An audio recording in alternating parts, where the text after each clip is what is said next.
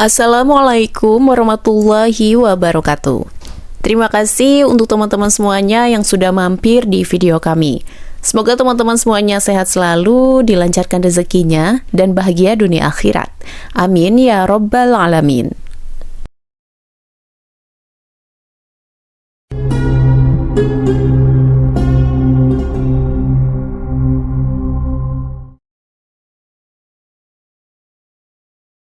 Aku diperintahkan untuk memberi kabar gembira pada Khadijah dengan rumah dari emas. Di dalamnya tidak ada kebisingan maupun keletihan.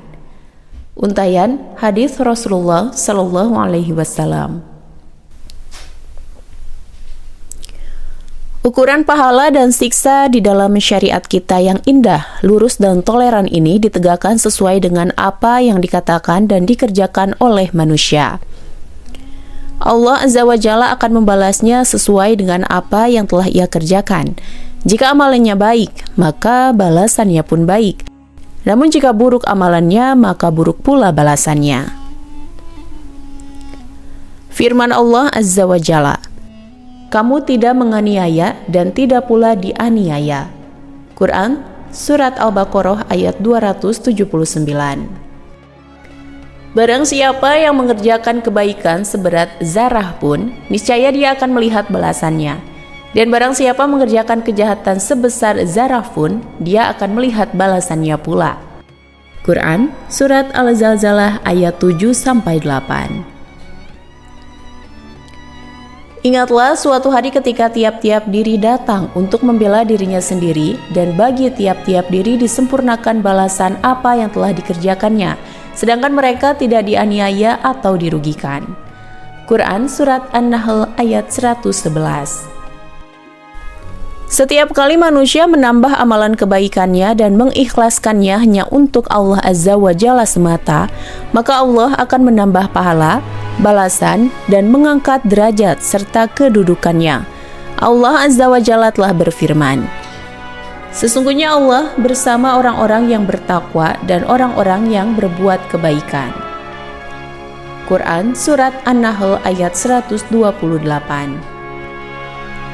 Dan Allah akan menambah petunjuk kepada mereka yang telah mendapat petunjuk, dan amal kebajikan yang kekal itu lebih baik pahalanya di sisi Rabb-Mu dan lebih baik sesudahnya. Quran Surat Maryam ayat 76. Sungguh, orang yang beriman dan mengerjakan kebajikan, untuk mereka disediakan surga Firdaus sebagai tempat tinggal. Mereka kekal di dalamnya dan mereka tidak ingin pindah dari sana. Katakanlah Muhammad, seandainya lautan menjadi tinta untuk menulis kalimat-kalimat Rabb-Ku, meskipun kami datangkan tambahan sebanyak itu pula, katakanlah Muhammad, sesungguhnya aku ini hanya seorang manusia seperti kamu, yang telah menerima wahyu, bahwa sesungguhnya Rabb kamu itu Rabb yang Maha Esa. Maka barang siapa mengharap pertemuan dengan Rabb-Nya, maka hendaknya ia mengerjakan kebaikan dan janganlah dia mempersekutukan dengan sesuatu pun dalam beribadah kepada Rabb-Nya. Quran Surat Al-Kahfi ayat 107-110. Hal tersebut sudah merupakan sunnatullah, dan engkau tidak akan mendapat perubahan pada sunnah Allah. Quran Surat Al-Ahzab ayat 62. Hal apakah yang telah dikatakan oleh Sayyidah Khadijah radhiyallahu anha, dan apa pula yang telah ia perbuat? Amalan apa pula yang telah ia persembahkan? Sayyidah Khadijah telah mencurahkan semua kebaikan semasa hidupnya. Cintanya sudah ditabiatkan hanya untuk Allah Azza wa Jalla, dan semua amalan kebaikannya hanya karena Allah Azza wa Jalla. Memberikan bantuan dan pertolongan pada semua yang ia kenal. Ia mengetahui kebutuhan dan kesulitan mereka, entah di zaman jahiliyah maupun setelah datangnya Islam. Kejahatan tidak masuk ke dalam dirinya, bahkan ia tidak berpikir untuk berbuat jahat. Akan tetapi ia hidup untuk kebaikan dan demi kebaikan. Ia adalah malaikat berwujud manusia, mempunyai keinginan dan himmah yang tinggi, tanpa sombong dan congkak yang membuatnya dihormati oleh semua orang. Ketika ia mengenal seorang Muhammad SAW yang terdapat pada diri beliau alamat dan tanda bahwa ia adalah jalan menuju Allah Azza wa Jalla, Maka ia benar-benar berpegang teguh dengannya, melayaninya dengan bermacam-macam bentuk, menyediakan baginya apa yang dibutuhkannya. Sayyidah Khadijah radhiyallahu anha tidak meninggalkan satu bentuk perhatian pun untuk beliau, kecuali ia laksanakan dengan ikhlas dan sesempurna mungkin, karena beliau adalah seorang hamba Allah Azza wa Jalla, dan Allah akan menjaganya. Sayyidah Khadijah radhiyallahu anha telah merasa tidak ada keraguan sedikit pun padanya, bahwa Muhammad sallallahu alaihi wasallam bukanlah manusia biasa. Akan tetapi beliau adalah manusia yang telah diciptakan Allah untuk urusan yang besar. Oleh karena itu, penciptaan dan tabiat yang ada pada dirinya pasti untuk sesuatu yang agung. Inilah yang menjadi keyakinan Khadijah terhadap Muhammad sallallahu alaihi wasallam. Setiap kali Khadijah duduk dan berbincang-bincang bersama beliau, ia merasakan ruhnya ibarat meluncur ke alam yang jernih, penuh dengan hawa kehidupan yang teduh, dan ia terbang bersama beliau dengan sayap-sayapnya. Ia merasakan hidup dalam kebahagiaan yang tiada bandingannya. Muhammad SAW telah membuka baginya pintu-pintu pemberian ilahi, yang dengannya alaihissalam beliau naik ke langit pengetahuan yang memancarkan cahaya dan kebahagiaan. Kehidupan menjadikannya sosok yang cerdik, padahal saat itu ia masih di masa belianya. Hartanya yang menjaganya dari kesusahan yang membuat seorang kurus, sehingga ia dapat memfokuskan diri untuk berpikir dan merenung yang menjadi sebab terbukanya pintu hidayah kepada kebenaran, yaitu jalan persiapan menuju kenabian yang telah Allah Azza wa Jalla gariskan untuknya. Allah Azza wa Jalla telah menjadikannya terputus dari pekerjaan duniawi selama beberapa hari yang ia habiskan di dalam gua Hira. Segala kesulitan di jalan itu tidak menghalanginya untuk memusatkan perhatian pada fase kesendirian. Sampai ketika dikabarkan kepada Khadijah sebuah kabar besar, ia tidak hanya berdiam diri. Sedetik pun ia tidak berpikir panjang dengan apa yang dikatakan padanya oleh utusan yang agung tersebut. Dan ia juga tidak mengaitkan perkataan beliau dengan hal-hal berupa pembicaraan tentang jin dan setan, ataupun tentang penyakit kejiwaan. Ia sangat tegas menjawab, mengutarakan dan menarik kesimpulan. Semua hal itu menunjukkan bahwa Sayyidah Khadijah radhiyallahu anha adalah seorang yang memiliki jiwa dan hati yang kuat, akal yang terbuka, luasnya pemikiran, ucapan yang lugas, paham dengan syariat ilahiyah. Ia memahami apa yang ia dengar dari anak pamannya yang sesuai dengan hal yang ia fikirkan. Dan ia pun bersaksi atas Rasul yang terpercaya dari semua sifat dan amalan beliau. Sekali-kali tidak. Demi Allah, selamanya Allah Azza wa Jalla tidak akan merendahkanmu. Sungguh engkau telah menyambung silaturahim, jujur dalam berbicara, menghormati tamu, menolong orang yang lemah, menolong orang yang tersesat, dan membantu siapa saja. Maka dari manakah Sayyidah Khadijah radhiyallahu anha mendapatkan ungkapan yang luar biasa ini? Bagaimana pula ia mengungkapkan itu dalam situasi sulit? Bagaimana pula pemikirannya saat itu mengarahkannya pada kenyataan yang benar? Semua itu membuktikan bahwa Sayyidah Khadijah radhiyallahu anha telah hidup di tengah-tengah kejadian tersebut, mengetahui rentetan kejadian yang terjadi dan tahu persis akibat dan hasil dari semua ini. Maka dirinya merasa nyaman, hatinya merasa tenang dan memutuskan untuk tetap berdiri bersama sang penyampai dakwah, tidak meninggalkannya walau hanya sesaat. Khadijah tahu tempat dan kedudukannya di sisi Rasul, seolah memang telah tergambar dan direncanakan sebelumnya. Ia tidak melangkahi Nabi walaupun selangkah, tidak mencoba ikut campur dalam hal-hal yang memang bukan kepentingannya dan tidak diketahuinya, ataupun mengaku-ngaku jika ia mempunyai pengetahuan dengan tujuan hawa nafsu ataupun memenuhi keinginan pribadinya. Sayyidah Khadijah radhiyallahu anha hidup menunggu isyarat dari Rasulullah SAW untuk ia laksanakan. Dan jika ia dimintai pendapat, maka jawabannya sungguh satu jawaban yang penuh hikmah dan kebijaksanaan. Demi Allah, Sayyidah Khadijah radhiyallahu anha memiliki harta kekayaan, dan orang-orang pemilik harta mempunyai sifat manja dan perasaan bosan dari keadaan yang tidak tentu. Namun, Sayyidah Khadijah radhiyallahu anha tahu perjalanan suaminya di atas jalan dakwah jika bersamaan dengan pekerjaan dalam perdagangannya akan menyebabkan kerugian baginya. Tidak pernah sekalipun diriwayatkan bahwa Khadijah menegur suaminya untuk menjauhkannya dari pekerjaannya dengan tujuan menjaga kedudukan hartanya. Sayyidah Khadijah radhiyallahu anha adalah orang pertama yang beriman pada Muhammad SAW, yang pertama kali sholat bersama beliau, juga yang pertama menolongnya dalam melangkahi rintangan-rintangan yang ada, sampai beliau mendapatkan dukungan dari kalangan kaum laki-laki. Meskipun tentu saja semua itu masih sedikit jika dibandingkan dengan perlindungan dan penjagaan Allah Azza wa Jalla pada Muhammad SAW. Setiap Rasulullah SAW mendengar sesuatu yang dibenci dari kalangan penentang ataupun mendengar pendustaan mereka yang membuat beliau bersedih, maka Allah Azza wa Jalla ringankan dengan Khadijah radhiyallahu anha. Ia selalu mengokohkan langkah Nabi SAW, mempercayai dan meringankan beban beliau, sehingga apa yang Nabi SAW dapatkan dari kaumnya menjadi terasa ringan.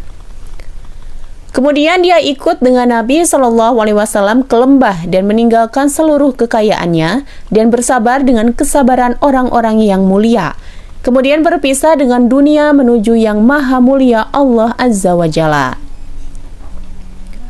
Rasulullah SAW sangat bersedih. Beliau tidak pernah melupakannya. Nabi SAW selalu memujinya, memintakan ampun untuknya, dan mendoakannya agar ditinggikan derajatnya di sisi Rabb semesta alam. Sosok Sayyidah Khadijah radhiyallahu anha sangat membekas di kalbu Nabi SAW. Sosok beliau dalam hati Rasulullah SAW adalah sebuah kedudukan yang tidak tergantikan oleh wanita setelahnya dan tidak pula oleh istri-istri Nabi SAW yang lainnya. Rasulullah SAW rindu dengan hal-hal yang mengingatkan beliau tentang Sayyidah Khadijah radhiyallahu anha, dan beliau mengasihi orang-orang yang mempunyai hubungan dengannya. Halah, saudara perempuan Sayyidah Khadijah radhiyallahu anha datang berkunjung ke kota Madinah, dan Rasulullah SAW mendengar suaranya di halaman rumah beliau. Suara Halah sangat mirip dengan suara Sayyidah Khadijah radhiyallahu anha. Maka beliau datang menyambutnya seraya berkata, "Selamat datang wahai Halah, saudara Khadijah radhiyallahu anha." Diriwayatkan dari Sayyidah Aisyah radhiyallahu anha, ia berkata, "Tidak keluar Rasulullah SAW dari rumah kecuali menyebut nama Khadijah dan memujinya dengan pujian yang baik. Suatu hari beliau menyebut Khadijah sampai aku merasa cemburu. Lalu aku berkata, Khadijah hanyalah perempuan yang sudah tua dan Allah Azza wa Jalla telah menggantinya dengan yang lebih baik darinya." Aisyah radhiyallahu anha melanjutkan, maka Rasulullah SAW marah sampai permulaan rambutnya bergetar karena marah.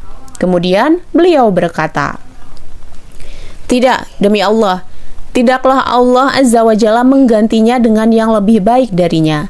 Ia telah beriman ketika orang-orang kufur, membenarkanku di saat manusia mendustakan, membagikan hartanya di saat manusia menahan, dan Allah Azza wa Jalla memberiku rezeki berupa anak-anak darinya di saat para perempuan menahan anak-anaknya."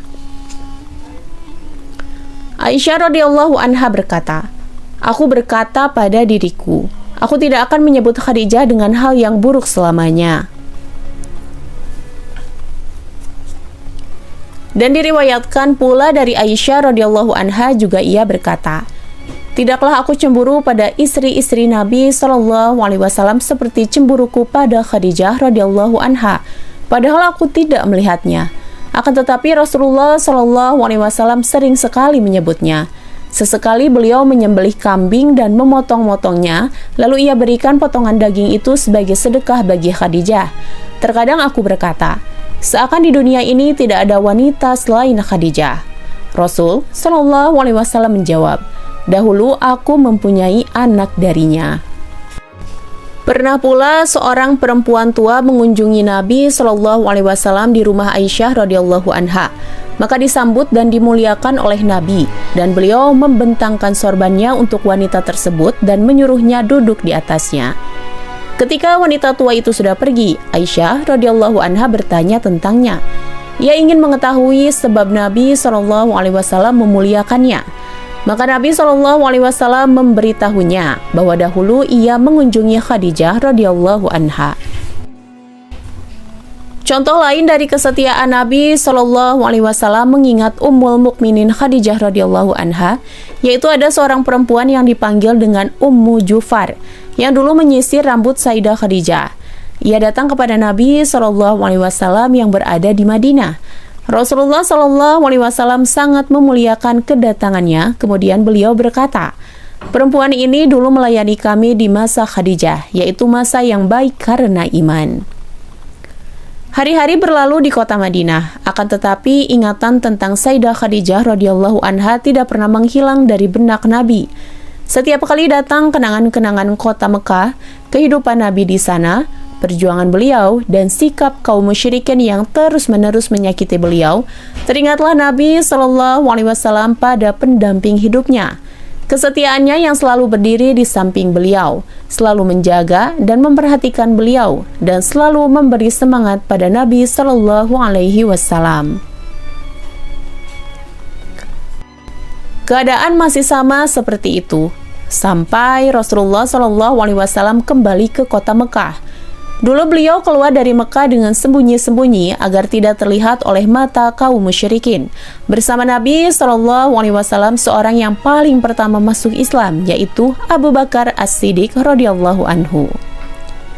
Mereka berjalan di bawah penjagaan Allah Azza wa Jalla di malam yang gelap gulita. Namun kini beliau kembali ke kota Mekah, negeri beliau yang tercinta bersama 10.000 tentara. Suara gema kebenaran terdengar di seluruh negeri yang aman ini. Teriakan takbir meninggi sampai ke langit yang menyebabkan kelompok kaum musyrikin yang sedikit menjadi ketakutan. Kemudian mulailah orang-orang beriman, satu persatu dari mereka meminta maaf pada saudara mereka yang mulia, yaitu Muhammad sallallahu alaihi wasallam. Rasulullah sallallahu alaihi wasallam seorang yang penyayang berkata pada mereka, "Pergilah, kalian telah bebas." Semangat semakin menggelora. Teriakan takbir kaum muslimin menggema ke seluruh pelosok kota Mekah. Tiada ilah selain Allah semata yang membenarkan janjinya, menolong hambanya, memuliakan pasukannya, dan mengalahkan sendiri kelompok-kelompok musuh. Menurut teman-teman, apakah orang-orang yang telah meninggal mendengar suara takbir, tahlil, dan pujian pada zat yang kemenangan dan pertolongan ada di tangannya? Apakah Ummu Yasir dan Abu Yasir serta orang-orang yang telah berjihad di jalan Allah Azza wa Jalla lalu syahid di Mekah, dan juga orang-orang sebelum mereka juga mendengar? Kemudian, apakah Ummu Khadijah radhiyallahu anha juga mendengar? Rasulullah Shallallahu Alaihi Wasallam telah memberitahukan kepada kita bahwa orang-orang yang telah meninggal itu mendengar langkah kaki dan mereka menjawab salam. Dari mereka ada yang diazab dan ada pula yang diberi kenikmatan. Jika seperti itu, maka kita tidak ragu bahwa Sayyidah Khadijah radhiyallahu anha sangat bergembira sekali di alamnya yang lain. Rasa syukurnya kepada Allah Azza wa Jalla dan puji syukurnya kepadanya atas apa yang disimpan oleh Allah Azza wa Jalla untuk hambanya yang ikhlas. Paman Rasul Shallallahu Alaihi Wasallam dan anak saudara Sayyidah Khadijah radhiyallahu anha yaitu Zubair bin Awam menjadi pemimpin tertinggi yang memimpin penunggang kuda dari kaum Muhajirin dan Ansor di hari Fatu Mekah yang agung. Rasulullah Shallallahu Alaihi Wasallam menyerahkan bendera beliau pada Zubair dan diperintahkannya untuk menancapkan bendera itu di tempat tertinggi kota Mekah, yaitu di pemakaman. Rasulullah Shallallahu Alaihi Wasallam berkata padanya, "Jangan meninggalkan tempat yang aku perintahkan engkau menancapkan bendera di sana sampai aku datang." Lalu ketika kuda Zubair sampai di pemakaman, Al-Abbas bin Abdul Muthalib berkata padanya, "Wahai Abu Abdillah, disinilah Rasulullah SAW menyuruhmu menancapkan bendera tersebut." Di sanalah, di tempat Ummul Mukminin Khadijah radhiyallahu anha berbaring di kuburnya, telah tertancap bendera Rasulullah SAW sang pemimpin tertinggi. Di sana pula kemah sang pemimpin didirikan sebagai tempat untuk mengatur strategi pada perang Fatu Mekah yang agung. Di sana pula Rasulullah SAW membaca firman Allah Azza wa Jalla. Dan katakanlah, kebenaran telah datang dan yang batil telah lenyap. Sungguh yang batil itu pasti lenyap. Quran Surat Al-Isra ayat 81. Jibril alaihi salam telah memberi kabar gembira pada Ummul Mukminin Khadijah radhiyallahu anha ketika ia masih hidup di dunia sebanyak 2 kali. Yang pertama, ketika Sayyidah Khadijah radhiyallahu anha datang kepada Rasulullah SAW dengan membawa makanan dan minuman, Jibril alaihi salam berkata pada Nabi SAW, "Ini Khadijah datang dengan membawa tempat yang berisi lauk pauk atau makanan atau minuman. Jika ia datang menemuimu, maka sampaikan padanya salam dari Robnya dan dariku." Kabar gembira ini, yang berupa ucapan salam dari Rob semesta alam, diterima oleh Sayyidah Khadijah radhiyallahu anha dengan perkataannya, "Allah adalah Maha Pemberi keselamatan. Darinyalah keselamatan dan keselamatan atas Jibril."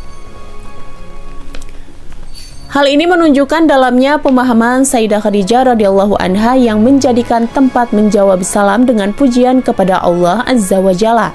Kemudian ia bedakan antara apa yang pantas bagi Allah Azza wa Jalla dan yang pantas untuk selainnya. Mereka juga berkata, itu adalah jawaban spontan yang menunjukkan bahwa Allah Azza wa Jalla telah menganugerahkan baginya kecerdasan, kepandaian dan baiknya indera perasa yang kesemuanya mengilhaminya untuk mengagungkan Allah Azza wa Jalla dalam jawabannya dengan apa yang paling pantas bagi Allah Azza wa Jalla. Ia juga meminta darinya keselamatan dan keamanan, dan ia berterima kasih pada Jibril alaihi salam yang telah menyampaikan kepadanya hal yang Allah berikan padanya yang berupa kenikmatan dan karunia. Yang kedua, ketika Rasulullah SAW diperintahkan untuk memberinya kabar gembira dengan rumah baginya di surga yang terbuat dari mutiara yang diliputi oleh ketenangan, yang penghuninya tidak mendapatkan kecuali ketenangan pikiran, kesenangan hidup, dan kebahagiaan yang abadi. Ada satu riwayat dari Nabi SAW, kemudian beliau bersabda, "Aku diperintahkan untuk memberi kabar gembira pada Khadijah dengan rumah di surga yang terbuat dari emas, tidak ada keributan maupun keletihan." Dan firman Allah Azza wa Jalla, "Tidak ada balasan untuk kebaikan selain kebaikan pula." Quran Surat Ar-Rahman ayat 60. Maha benar Allah Azza wa Jalla dengan segala firman-Nya. Wahai penduduk Mekah, apakah kita memakan makanan dan memakai pakaian, sedangkan Bani Hashim mati kelaparan? Tidak boleh menjual maupun membeli dari mereka? Demi Allah, aku tidak akan duduk sampai disobek surat perjanjian yang memutus silaturahmi dan zalim ini. Zuhair bin Umayyah.